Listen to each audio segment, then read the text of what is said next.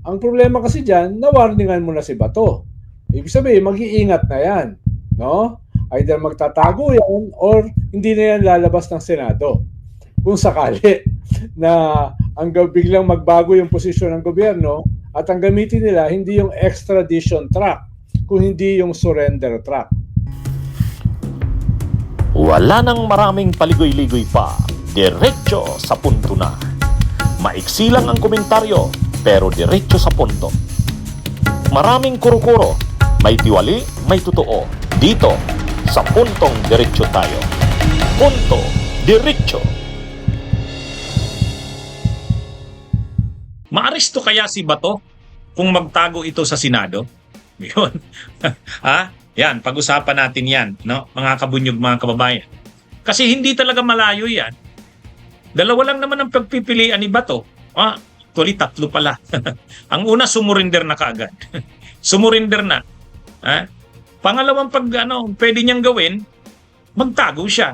Ang pagtago niya, dalawa. Pwedeng magtago sa loob ng premises ng Senado o kaya magtago siya sa kung saan. Katulad ni Bantag, nagtago kung saan. O kaya, sabi nga ni former Secretary Ronald Llamas, pwede rin, dahil wala namang hold departure order si Bato, pwede siya lumabas ng bansa. At halimbawa, pumunta sa China. Diba? O pumunta sa isang bansa na walang extradition. No? So, pwede naman niyang gawin yan eh. Dahil nga, na-alarma na siya. Nasabihan na siya in advance na mangyayari ito. So, yun ang pwede niyang gawin. Wala namang hold departure order, labas siya ng bansa. No? Tira muna siya sa China for several years. Maghintay siya kung sakaling magbabago yung gobyerno. Diba? I-wait na lang niya yun. No? Tsaka siya bumalik. Kung sakali na magkakaroon ng isang friendly government sa kanya. Lumabas, pupunta ng China. Yan yung mga options. Yan mga options ni Bato. Pero yung pag-usapan natin, kung halimbawang si Bato ay magtago sa Senado, pwede ba siyang maaresto doon? Actually, sinagot na yan ni Senate President Tito Soto. Sabi ni Senate President Tito Soto, hindi niya papayagan na arestuhin si Bato sa loob ng Senado. Ayan, malinaw. Ganun ang statement ni Senate President Tito Soto. Pinag-usapan na daw nila yan ng ilang mga official ng Senado at yan din yung sinasabi ni Senador Ping Lacson at ng iba pang senador. Hindi nila papayagan na arestuhin si Bato sa loob ng Senado. Lalo na kung may sesyon ito. Ngayon, tama ba ang ganyang stand ni Senate President Soto or nila Senate President Pro Tempore Ping Lacson? Actually, ang reason nila bakit sinasabi nilang hindi nila papayagang arestuhin si Bato? Dahil nakakahiya sa dignidad ng Senado. Yung kortesiya sa Senado. Kumbaga mababastos ang Senado kapag inaresto mo ang isang miyembro nito habang lalo na't nagsesesyon ang Senado. So kumbaga, ang pakiusap ni Senate President Soto, wag namang arestuhin sa loob ng Senado.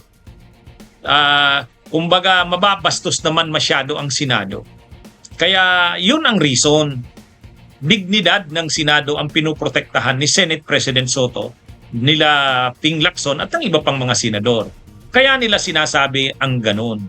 Si Bato, kaya naman yan magtatago sa Senado kasi nagsabi na nga si Senate President Soto na hindi hahayaan na siya'y maaresto sa loob ng Senado. Kaya habang nasa sesyon ito. Kaya posibleng option talaga yan ni Bato na magtago sa loob ng Senado. Kaya lang, ano ang problema dito? Ang problema dito, ilalagay sa alanganin ni Bato ang Senado kapag nagtago siya doon. Actually, marami ng mga senador ang nagkaroon din ng mga kaso. Hindi naman nila pinilit na magtago sa loob ng Senado. Si Senadora Leila de Lima, noong lumabas na yung warrant of arrest sa kanya sa gawa-gawang mga kaso ni Duterte, masama man sa loob, masakit man sa loob ni Leila de Lima, hindi na siya Hindi niya na pinahirapan ang Senado. Hindi niya na pinahirapan. Lumabas na siya sa Senado, cooperate na siya. Sumama na siya sa CIDG. Yan yung sinasabi rin nila Attorney Chrissy Conte kay Bato. Mag-cooperate na lang ito. Kumbaga, kilalanin na nito, mag-cooperate na ito, sumurinder na ito. Huwag niya nang pahirapan ang Senado. Yan yung ina-advise kay Bato nila Attorney Chrissy Conte at ng iba pa na para hindi na magkaroon ng mga kaguluhan. Kaya lang ang sinasabi naman ni Senate President Soto, kung mag-seek ng sanctuary, magtago si Bato sa Senado at humingi siya ng tulong sa mga kapwa niya senador, hindi naman daw ito pababayaan ng mga senador. Hindi naman nila mapapayagan na arestuhin si Bato sa loob ng Senado. Yan yung commitment naman ni Senate President Soto. Kahit ng iba pang mga senador. Siyempre, kahit naman nasa minorya si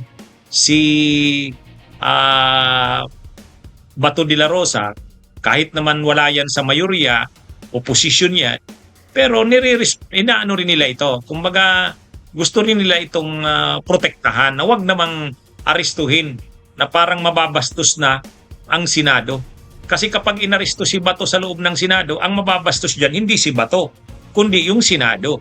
Kaya ang stand ng